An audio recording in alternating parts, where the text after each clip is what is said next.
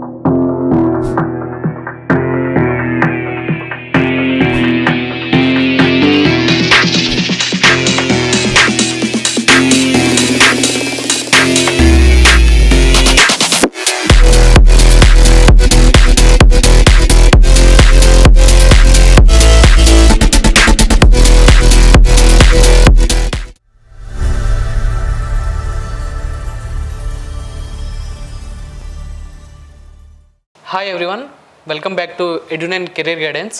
So Edunine career guidance CEO అయిన Venugopal Reddy sir ఉన్నారు.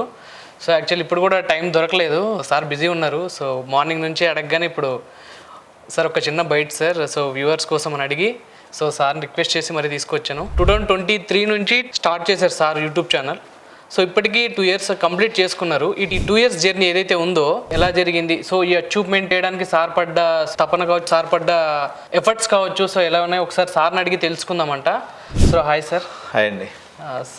Sir ఇప్పుడు యాక్చువల్లీ అసలు మీకు కంగ్రాట్స్ సార్, 1 lakh సబ్స్క్రైబర్స్ వచ్చినందుకు ఈ ప్యాన్ ఆఫ్ 2 yearsలో. సో యాక్చువల్లీ ఈ 2 yearsలో 1 కోటి వ్యూస్, 1 కోటి పైన వచ్చాయి సార్. నాకు తెలిసి చాలా తక్కువ యూట్యూబర్స్కి ఈ ఆపర్చునిటీ ఉంటుంది. సో మీకు వచ్చింది, సో కంగ్రాట్స్ సార్. సో అంటే ఎందుకు యూట్యూబ్ ఛానల్ పెట్టాలని థాట్ ఎట్లా వచ్చింది సార్? యాక్చువల్ పవన్, దీని ముందు మా ప్రేక్షకులందరికీ కూడా నేను ఒక విషయం చెప్పదలుచుకున్నా. మేము ఈరోజు చిట్చాట్, ఎందుకంటే పవన్ నాతోటి ఒక 1 year నుంచి జర్నీ చూస్తూ ఉన్నాడు. కానీ ఈరోజు మా వ్యూయర్స్ అందరికి కూడా కొన్ని నా వ్యక్తిగత విషయాలను కూడా షేర్ చేసుకుంటా. నేను ఎక్కువసార్లు మా ఇంట్లో మా వైఫ్తో గొడవ పెట్టుకున్నానండి. ఈ గొడవ పెట్టుకోవడానికి కారణమైనటువంటి అంశం ఏంటంటే, మా ఆవిడ ఫోటో దిద్దు రమ్మంటది. నాకేమో ఫోటో ముందుకు పోవాలంటే బహుసిగ్గు. నాకు ఫోటో తీయటం రాదు, ఫోటోకి పోజ్ ఇవ్వడం రాదు. మామూలుగా నేను కంఫర్టబుల్గా మీతో ఇట్లా మాట్లాడుతున్నాను కదా, కెమెరా చూడంగానే ఇట్లా బిగుసుకుపోయేది అన్నట్టు. అలాంటి అత్యంత సిగ్గుతో, అదేవిధంగా ఫోటో తీర్చుకోవటము, నా ఫోటో తీయటము రానటువంటి వ్యక్తి ఈరోజు 2 సంవత్సరాలలో 1,20,00,000 మంది నా ఛానల్ని చూసేటువంటి వ్యూయర్షిప్ రావడం నిజంగా ఆ ఏడుకొండలవాడు వెంకన్న ఇచ్చినటువంటి అదృష్టము, మీ అందరూ ఆశీర్వాదం కూడా. అయితే చాలా సిగ్గు పవన్, నాకు ఏదన్నా సరే వెనక నిల్చునేవాడిని, మా అమర్సార్ లెక్క అన్నట్టు పోయి ఆ చివరి నిల్చునేది. అయితే ఈ ప్రయాణం 2 సంవత్సరాల క్రితం నేను స్టార్ట్ చేసినప్పుడు నా దగ్గర ఒక వెబ్ క్యాము, ఒక system. Okay sir. Screen record చేయటం తెలియదు. అసలు యూట్యూబ్లో అప్లోడ్ చేయడం కోసం నేను 2013లో ఈ ఛానల్ స్టార్ట్ చేద్దాం అనుకున్నా. ఓకే సార్, అప్పుడే స్టార్ట్ అయింది అనుకున్నా. 2013లో థాట్ వచ్చిందనమాట. థాట్ వచ్చిన తర్వాత వెంటనే ఏం చేశానంటే, జస్ట్ డైలోడ్కి కాల్ చేస్తే వాడు ఒక కెమెరామ్యాన్ నెంబర్ పంపించాడు. వాడికి 10,000 రూపాయలు కట్టా. 2013లో 10,000 కట్టేసారు. 10,000 కట్టి వాడు తీసుకుపోతే నాకు ఏదైనా యూట్యూబ్లో వీడియోలు అప్లోడ్ చేయాలని చూపిస్తే మాసప్ ట్యాంక్ తీసుకుపోయేసి కాకి రెట్టేస్తుంది, దాని ఫోటో ఎట్ట తీయాలా ఓకే ఈ నేర్పించండి. అవి నాకు పనికిరాల. అమ్మాయి పోయేసి ఒక మన పెద్ద బుక్ స్టోర్కి పోయేసి యూట్యూబ్లో వీడియోలు ఎట్లా అప్లోడ్ చేయాలని చూసిన. ఎంతసార్లు వీడియో అప్లోడ్ చేద్దామని చూసినా అది అప్లోడ్ అయ్యేది, ఎందుకంటే ఆ రోజులో ఇంటర్నెట్ స్పీడ్ ఉండేది కాదు. నేను యూట్యూబ్ ఛానల్ పెట్టాలనుకున్నప్పుడు ఫస్ట్ చేసిన పని ఏంటంటే, ఒక 5 లక్షల రూపాయలకి ఎత్తపోయి అవి ఇవి ఏదో కొన్నా. అది చేస్తే బజ్ అని సౌండ్, అంటే ఆ సౌండ్ కంట్రోల్ చేయడం తెలియదు. కెమెరామ్యాన్ రిక్రూట్ చేసుకోవాలా, అసలు కెమెరామ్యాన్ లాగా ఒక సిస్టమ్ ఉంటుంది, ఇలా ఒక గ్రీన్ మ్యాట్ ఉంటుంది, దీనికి ఒక లైటింగ్ ఉంటుంది. అసలు ఏమీ నా నాలెడ్జే లేదు. నేను ఒకసారి నా పెళ్లి చూపులప్పుడు ఫోటో తీసుకున్నా. దాని తర్వాత ఒక కాలేజ్ డైరెక్టర్గా ఉన్నప్పుడు వాళ్ళు ఏదో ఓరియంటేషన్ డేలోనూ అక్కడ ఇక్కడ 4-5 ఫోటోలు తీసుకున్నాను తప్ప బేసికల్గా నేను ఎప్పుడు కెమెరా ముందుకు వెళ్ళినటువంటినే కాదు. అయితే అదృష్టం కొద్ది, అంటే నేను ఎంచుకున్నటువంటి డొమైన్ మీద నాకు ఉన్నటువంటి ఇష్టం, ఎగ్జాక్ట్లీ సార్. పిల్లల మీద ఉన్నటువంటి ఇష్టం. వ్యక్తిగతంగా నాకు చిన్నపిల్లలతో మాట్లాడటం, వాళ్ళు ఒక 17 ఏళ్ళు 15 ఏళ్ళు టెండర్ ఏజ్ కదా, ఆ పిల్లలతో మాట్లాడినప్పుడు వాళ్ళతో కలిసిపోవటం అనేటువంటి నా ఆనందం అనేటువంటి భావన వల్ల నేను ఇంత మాటకారిగా ఉండేది. కెమెరా అనేది రావడం అనేది భయం. ఇప్పుడు నాకు నచ్చినటువంటి సబ్జెక్టు, నాకు నచ్చినటువంటి పిల్లలు నా ముందు, ఈ రెండు నాకు ఎప్పటి నుంచో ఉన్నటువంటి విషయమే. ఎప్పుడైతే కెమెరా ఫస్ట్ నేను కెమెరా స్టార్ట్ చేసినప్పుడు ఇట్లా చేతులు ఎత్తి దెయ్యం చేతులు లెక్కలు వచ్చాను. ఫస్ట్ వీడియోలో మీరు గమనించినట్లయితే అంటే నాకు ఏది తెలియదు, జస్ట్ మన ఇంటర్నెట్లో చూసుకోవటం, దానికి నచ్చినటువంటి దాన్ని ప్లే చేయటం. ఇట్లా 2000 ఈ రోజు ఏప్రిల్ 20వ తారీఖు ఈ ఛానల్ ఎడ్ చేయడం స్టార్ట్ చేయకపోతే నా కూతురు వాళ్ళ స్కూల్లో ఎవరిని అడిగి పాపం తింటలు పడి నేర్చుకుని వచ్చి ఏదో కష్టపడి ఒక యూట్యూబ్ ఛానల్ ఉంటుంది, దీనిలో ప్లస్ కిమ్ములు కొట్టాలి, దీన్ని అప్లోడ్ కొట్టాలని మా డాక్టర్ నేను కింద మీద పడి ఫస్ట్ వీడియోని ఏదో రకంగా అప్లోడ్ చేశాను. అది చాలా గజ్ అని సౌండ్, ఆ సౌండ్ ఎక్కడ తప్పబోతుందా అని నేను అనుకుంది ఏంటంటే మనం ఒక పెద్ద సౌండ్ ప్రూఫ్ రూమ్లో చేయాలేమో, ఇదంతా డిస్టర్బెన్స్ వస్తుందేమో, ఇదంతా తప్పేమో అనుకున్నా. ఈ చిన్న ప్రాబ్లం నాకు సాల్వ్ చేసుకునే దానికోసము 4 నెలలు పట్టింది నాకు. 4 నెలల తర్వాత మళ్ళీ కోటి సెంటర్ తీసుకుపోయేదాన్ని చూస్తే ఈ రోడ్ మైక్స్ అప్పుడు కొన్నాయి. దాంట్లో ఏదో చిన్న అడ్జస్ట్మెంట్ ప్రాబ్లం, వాడు ఇట్ అన్నాడు, మైక్ సెట్ అయిపోయింది, నాయిస్ రాలే. అప్పటి నుంచి ఏదో వీడియోలు కొంచెం స్టైల్గా చేస్తూ వచ్చాం. ఇంకోటి, ఈ ఛానల్లో ఎప్పుడు ఇండియన్ హిస్టరీలో ఒక యూట్యూబ్ ఛానల్ కాలేజీ డొనేషన్ల గురించి మాట్లాడలే. ఈ డొనేషన్ల గురించి మాట్లాడడం వల్ల భయంకరమైన ఒత్తిళ్ళు ఉండే నా మీద ఎప్పుడు. అంటే 100% వస్తాయి సార్, ఒత్తిళ్ళు ఉంటాయి, వాళ్ళు బెదిరిస్తారు వీళ్ళు బెదిరిస్తారు, ఇవన్నీ న్యాచురల్గా ఎప్పుడు నడుస్తూనే ఉంటాయి అనమాట. పత్రికలు లేకపోతే ఈరోజు సోషల్ మీడియా యొక్క ప్రాథమిక కర్తవ్యం ఏంటంటే ప్రజలకి సమాచారాన్ని మనం ప్రాపర్గా అందించాలి. ఆ ప్రాపర్గా అందించడం అనేటువంటి సమాచారం ఎలా ఉండాలంటే సామాన్యుడి దగ్గర నుంచి హయ్యర్ అఫీషియల్స్ దాకా అందరికీ అవసరమైనటువంటి సమాచారాన్ని నేను సేకరించి పెట్టుకొని ఉన్నాను. ఎందుకంటే ఆ నాలెడ్జ్ అనేది నేను బాగా తిరగడం వల్ల ఇప్పటివరకు నేను 1500 ఇంజనీరింగ్ కాలేజీలు కానీ యూనివర్సిటీ కానీ విజిట్ చేసిన. 1500 is not job sir. ఈ నాలెడ్జ్ని మొత్తాన్ని నాతోటి అంతరించిపోద్దేమో అనేటువంటి అనుకున్నా. Thanks to YouTube and thanks to social media and this happen. కరెక్టే సార్. అంటే ఇప్పుడు స్టార్టింగ్ మీ వీడియోస్ చూసుకుంటే అంటే కొంచెం అటు ఇటుగానే ఉన్నాయి సార్. సో ఒక 1 year ప్యాన్ ఆఫ్ నుంచి సో మొత్తం చేంజ్ అయిపోయింది సార్ కంప్లీట్గా. అంటే దానికి ఎఫర్ట్స్ అంటే యాక్చువల్గా ఇది అయిన తర్వాత చాలా రోజుల పాటు రకరకాలుగా ప్రయత్నం చేశాను అనమాట. ప్రయత్నం చేసిన తర్వాత మళ్ళీ ఒకసారి జస్ట్ డైల్లో పెట్టేసి చలం సార్, మా దోస్త్ ఆయన, చలం సార్ దగ్గరికి పోయేసి సార్ ఇక్కడ షూట్ చేసుకుందామంటే పాపం సార్ వాళ్ళ దగ్గర కూడా చాలా హెల్ప్ చేసింది నాకు. చిన్న రూమ్ అన్నట్టు, ఆ రూమ్లో కూర్చునేసి ఏదో తంటాలు పడేసి కొంత మేరకు ఒక 20-30% అయింది. సో వ్యాపారం అంతా మంచిగానే ఉండింది, పేరెంట్స్ అందరూ వస్తున్నారు, మనం సర్వీస్ చేయగలుగుతున్నాం. సో ఇప్పుడు మనం ఏదైతే కూర్చొని ఇప్పుడు మీరు అందరూ చూస్తున్నారు డిఫరెంట్ జోనర్స్ అనమాట. అంటే ఇంటర్వ్యూ పర్పస్ కోసం, మళ్ళీ గ్రీన్ మ్యాట్ కోసము, దాని తర్వాత ఇంటరాక్టివ్ ప్యానల్ తోటి ఇట్లా వీడియోలు చేసి ప్రజలకు కూడా కొత్తదనాన్ని ఇవ్వటం. అప్పట్లో మేము ఫస్ట్ వీడియోలు చేసేటప్పుడు ఎక్కువ హైదరాబాద్ రిలేటెడ్ కంటెంట్ పెట్టేవాళ్ళం అనమాట. అంటే హైదరాబాద్లో ఆ మౌలి కాలేజ్ ఉంది, ఈ కాలేజ్ ఇట్లుందని. ఇప్పుడు భారతదేశ వ్యాప్తంగానే వీడియోలతో పాటు ఇంటర్నేషనల్గా కూడా, అంటే జోష్ ఓవర్సీస్ డివిజన్ ద్వారా ప్రపంచాన్ని నేను చూసినటువంటి కళతో తల్లిదండ్రుల పర్పస్ మేరకు లేదా చదువుకోవడానికి ఉన్నత విద్యను అభ్యసించడానికి కానీ లేకపోతే హైయర్ ఎడ్యుకేషన్ అభ్యసించడానికి అవసరమైనటువంటి విద్యార్థులకు అవసరమైనటువంటి ఏ సమాచారం ఒకటేది ఇక్కడ సింగిల్ ప్లాట్ఫామ్లో పేరెంట్స్కి అందివ్వడమే ఈ ఛానల్ యొక్క అల్టిమేట్ లక్ష్యం. ఓకే, మెయిన్ థీమ్ ఇంకా ఎక్స్పాండ్ చేద్దాం అనుకున్నాను. అంటే ఎక్స్పాన్షన్ అంటే ఓవర్సీస్ చేస్తాము. తర్వాత ఇప్పుడు మనము ఎలాగూ అంటే స్టూడెంట్కి సంబంధించినటువంటి అన్ని డివిజన్స్ ఫస్ట్ ఏం కావాలి, మెంటర్షిప్ కావాలి. మెంటర్షిప్ తర్వాత కాలేజ్ అడ్మిషన్ చేయగలగాలి. కాలేజ్ అడ్మిషన్ చేసిన తర్వాత స్టూడెంట్కి బ్యాక్లాగ్స్ పడతాయి. ఓకే, ట్యూషన్స్ చెప్పించే కెపాసిటీ ఉండాలి. లేదా ఒక డబ్బున్నటువంటి స్టూడెంట్ని అదేవిధంగా ఒక ఐఐటీలో ఉన్నటువంటి ఒక స్టూడెంట్ని ఇద్దరిని కనెక్ట్ చేయడం ద్వారా ఇద్దరికి లాభపడేటట్టు చేయాలి. లేదా ప్లేస్మెంట్లో ఏదైనా ఇబ్బంది అవుతుంది, లాబింగ్ చేయాలి. లేదా ప్లేస్మెంట్ వద్దు హైయర్ ఎడ్యుకేషన్ పోవాలి, హైయర్ ఎడ్యుకేషన్లో హెల్ప్ చేయాలి. ఇట్లా స్టూడెంట్ మెంటర్గా స్టార్ట్ అయినటువంటి దగ్గర నుంచి వాడి యొక్క హయ్యర్ డెస్టినేషన్, ఈవెన్ యూఎస్కి వెళ్ళిపోయిండు, యూఎస్కి వెళ్ళిపోయిన తర్వాత ప్లేస్మెంట్ రాలేదు, అప్పుడు ఏ విధంగా హెల్ప్ చేయాలి అంటే ఈ మొత్తం ఒక హైరార్కీని క్రియేట్ చేసి టీమ్ ఆఫ్ మెంబర్స్. ఇప్పుడు మీరు అమర్ సారు, సత్యనారాయణ సారు, మిత్రులైనటువంటి చలము మనకు హెల్ప్ చేసిండు. ఎందుకంటే నాకేం తెలియదు, నాకు ఎంతసేపు చేతులు తిప్పితే దెయ్యం లెక్క తిరిగింది తప్ప నాకేం తెలియదు అన్నట్టు. సో ఈ రకంగా అనేక మంది మిత్రుల సహాయం. ఇప్పుడు మనకి ప్రత్యేకంగా దీంట్లో ఈ యొక్క దాంట్లో మరొక కొంతమంది స్టేక్ హోల్డర్స్ కూడా నేను ధన్యవాదాలు చెప్పాలనుకుంటున్నాను అనమాట.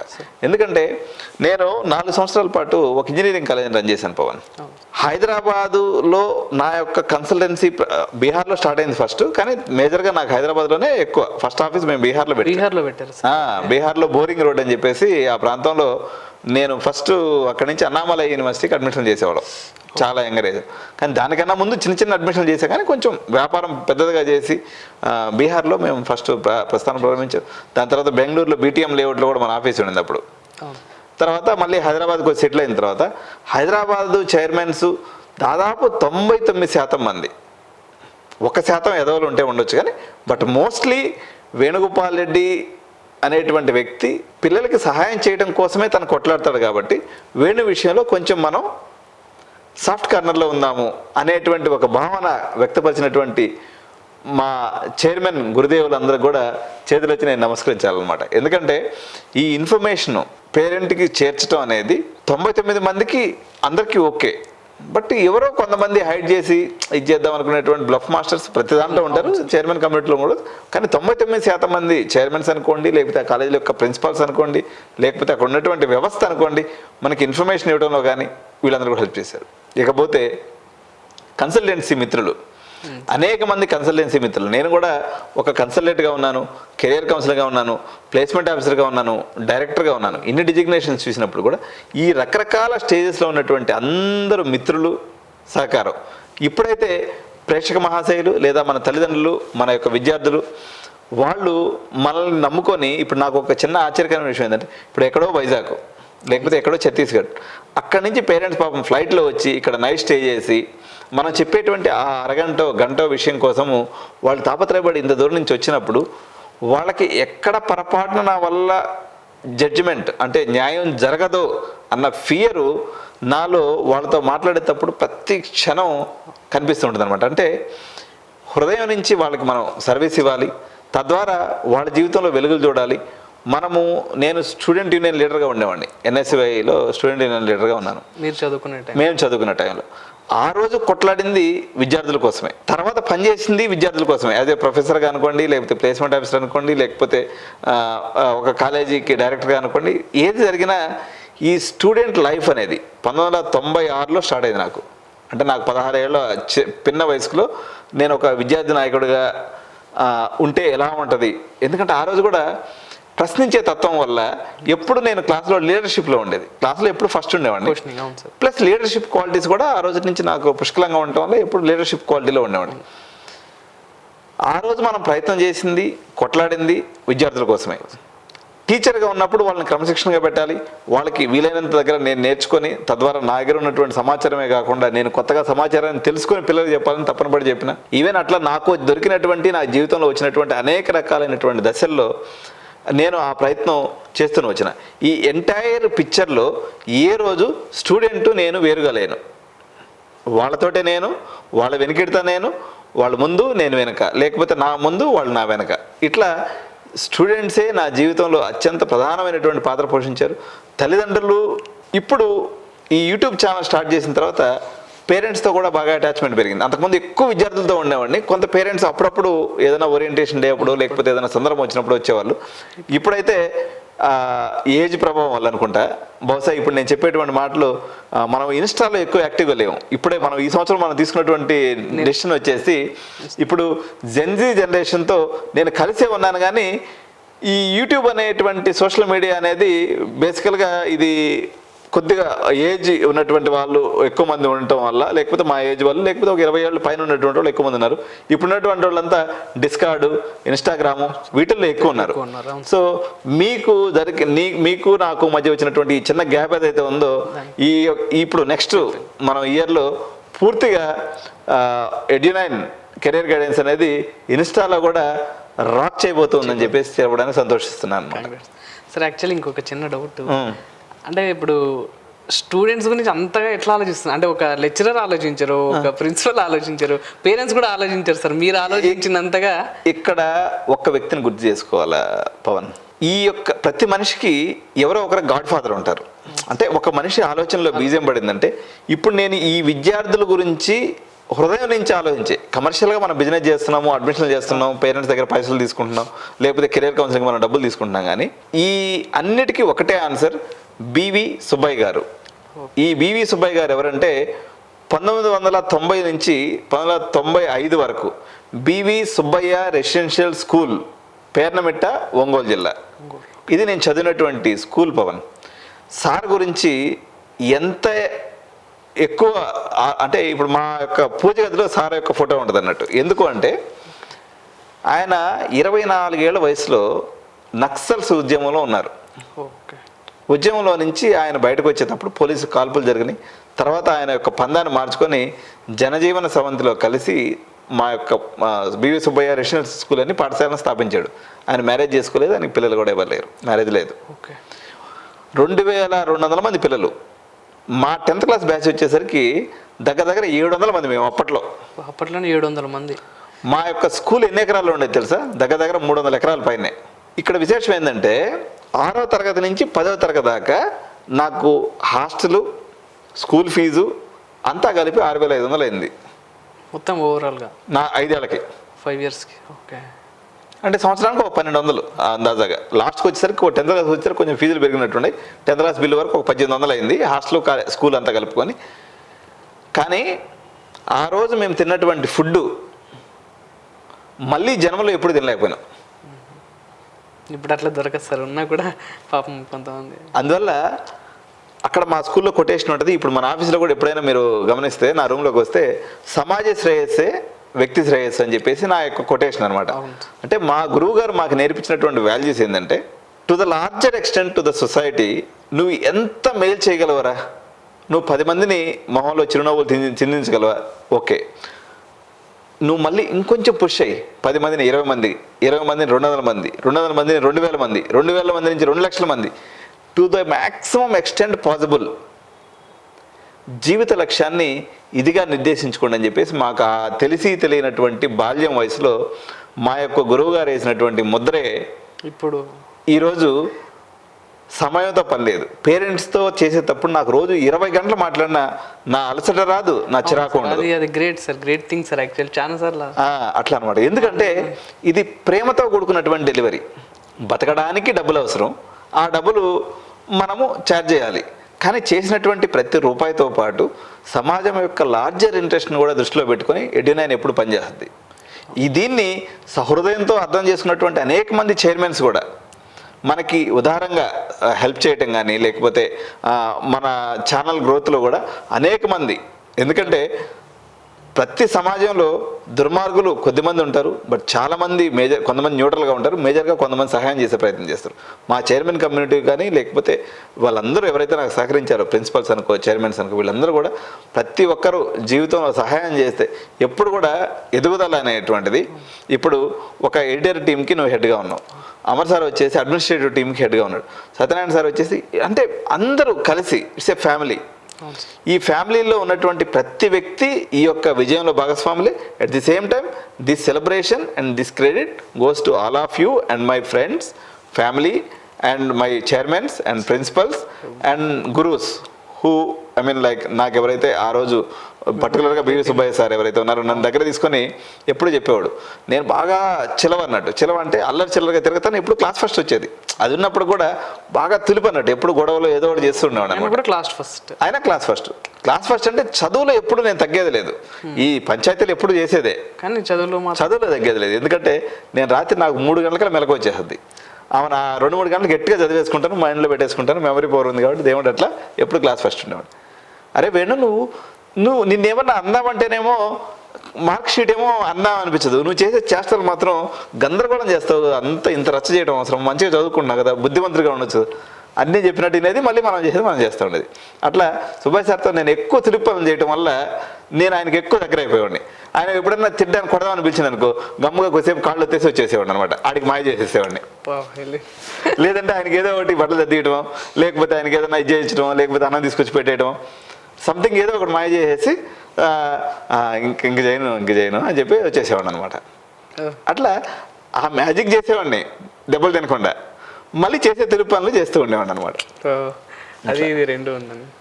Okay sir. అంటే మీరు సార్ ముందుగానే అనుకున్నారా సార్ ఈ 2 yearsలో అంటే 1 lakh అవుతుంది టార్గెట్ ఏమన్నా పెట్టుకున్నారా సార్? అంటే అలా ఏం అనుకోలేదు పవన్. కాకపోతే ఒకటి నాకు అర్థమైంది ఏంటంటే, నువ్వు ఎప్పుడైతే మేకప్ వేసి మసిబూసి మారేడికాయ చేద్దాం అనేటువంటి ప్రయత్నం చేస్తారో, ఎప్పుడు రాజకీయ నాయకులు చాలా సందర్భాలు అంటూ ఉంటారు, ప్రజలు గొర్రెల వాళ్ళది ఏముంది, 500 రూపాయలు ఇస్తే ఓటేసేస్తారు, ఆ తర్వాత మన ఇష్టం వచ్చినట్టు చేసుకో.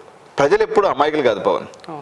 ప్రజలు మనం మాట్లాడి ఇప్పుడు నా దగ్గరికి వచ్చే ప్రతి క్లయింట్ కూడా ఒక్కొక్క వీడియోని 10 సార్లు చూస్తాడు.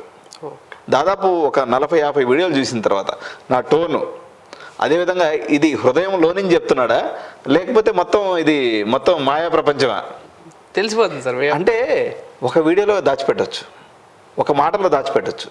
కానీ వాళ్ళు కూడా నాకు చాలామంది పేరెంట్స్ స్మార్ట్ పోలీస్ డిపార్ట్మెంట్ వాళ్ళు వస్తారు నా దగ్గర, చాలామంది పోలీస్ డిపార్ట్మెంట్ వాళ్ళు, తర్వాత బ్యూరోక్రాట్స్, పెద్ద అంటే జనరల్ మేనేజర్ పొజిషన్లో ఉన్నాడు. వేణుగారు చూసామండి మీది అన్ని రకాలుగా చూసాము, ఐ మీన్ ఉన్న పాసిబిలిటీస్లో your looking like okay, I mean like your the only choice, like your with open heart with RK అన్నట్టుగా మనది ఎప్పుడు ఉన్నదన్నట్టుగా చెప్పేస్తాం. ఇప్పుడు జనరల్గా బాలయ్య గురించి చెప్తాం దబిడి అన్నట్టుగా మనం చేసేదంతా కూడా ఎట్లా ఉన్నదంటే దాచిపెట్టి. ఇంకొక చాలామంది పేరెంట్స్ ఎప్పుడు కాంప్లిమెంట్ చెప్తూ ఉంటారు. నేను కూడా I mean like I'm receiving that comment from you. Sir మీరు మా ఇంటి వాళ్ళు మాట్లాడినట్టే మాట్లాడతారంటే, ఇప్పుడు దాచిపెట్టి మాట్లాడేటప్పుడు కప్పెట్టి అంతా మూసేసి మాట్లాడాలి. మనం ఉన్న మాటని నాకు అనిపించిన దాన్ని మీతో షేర్ చేసుకునే దానికి దీనికి ప్రిపరేషన్ ఎందుకు, దీనికి పుస్తకాలు ఎందుకు, దాని ముందు మళ్ళీ స్క్రిప్ట్లు దేనికి? మనకు ఉన్నది చెప్తాం, వాళ్ళు దాని ప్రకారంగా రిసీవ్ చేసుకుంటారు. వాళ్ళ అవసరాలు మనం తీర్చగలం నమ్మకం కలిగినప్పుడు వాళ్ళు మన దగ్గరికి వస్తారు. అంతే. అంటే ఇప్పుడు చాలా మంది బయట ఇప్పుడు యూట్యూబర్స్ కావచ్చు, కొంతమందికి వీళ్ళు ఏంటంటే ప్రిపేర్ అవుతారు సార్. బేసిక్గా ఇది ఇట్లే ఉండాలంటే ఒక నైట్ ముందుగానే ప్రిపేర్ అయ్యి మా వచ్చి అక్కడ అంటే తెలిసిపోద్ది. కానీ మీ వీడియోస్ ఎప్పుడు అట్లా ఉండవు సార్. అంటే చూసినంతసేపు ఇంకా చూడాలనిపిస్తుంది కానీ స్టార్ట్ చేయాలా స్కిప్ చేయాలనే ఫీలింగ్ రాదు సార్. ఇప్పుడు ఎడ్యునైన్ అనేది ఇక్కడ ప్రతి ఎంప్లాయీ కుటుంబ సభ్యుడిగా ఉండటం వల్ల ఇన్ఫర్మేషన్ కూడా మనకి 60 మంది ఎంప్లాయీస్, ఈ వ్యవస్థ అందరూ మనకి ఇన్ఫర్మేషన్ అనేది పుంకాలుగా వచ్చి పడుతూ ఉంటుంది. ఈ పుంకాలుగా వచ్చేటువంటి ఇన్ఫర్మేషన్ అనేది బేసికల్గా పేరెంట్స్కి అవసరమైనటువంటి ఇన్ఫర్మేషన్. ఏం చేంజెస్ జరుగుతున్నాయి మార్కెట్లో. ఈరోజు మనం వీడియో రిలీజ్ చేసాం కదా, అంటే ఎంసెట్ ర్యాంక్ ప్రెడిక్టర్. చాలా గట్స్ కావాలి, ఎందుకంటే కొన్ని పనులు చేసేటప్పుడు ధైర్యంతో పాటు, తెలివితో పాటు, సమయస్ఫూర్తితో పాటు హృదయపూర్వకంగా చెప్పడం అనేటువంటి ఒక లాజిక్ ఎప్పుడైతే నేను ప్రతి వీడియోలో ఇది కనబరుస్తుంది అనమాట. దాన్ని ఐడియాలజీ ఉన్నటువంటి వాళ్ళు, ఆ యొక్క లాజిక్ని పట్టుకోగలిగినటువంటి పేరెంట్సే మన దాకా వస్తున్నారు తప్ప రిమైనింగ్ అటువంటి వాళ్ళు ఓన్లీ ఇన్ఫర్మేషన్ తీసుకుంటారు. సరే, that is also well and good. ఎందుకంటే మనం ఇచ్చేటువంటి ఇన్ఫర్మేషన్ మన దగ్గరికి వచ్చినా రాకపోయినా ఎంతమందికి, ఇప్పుడు 1,20,00,000 వ్యూస్ అంటే దాదాపు 2.5 లక్షల షేర్స్, 2.5 లక్షల మెసేజెస్, హౌ ఇంటరాక్టింగ్. అంటే వాళ్ళు నన్ను ఒక కుటుంబ సభ్యుడిగా భావిస్తున్నప్పుడు నా మీద మరింత బాధ్యత పెరుగుతుంది. దిస్ ఇయర్ మన యొక్క 3వ యానివర్సరీ జరగబోయేటప్పటికి రమారమిగా మన యొక్క సబ్స్క్రైబర్స్ నాకు ఇప్పుడున్నటువంటి అంచనా మేరకు ఒక 3.5 to 4 lakhs అవుతారనేటువంటి అంచనా ఉంది.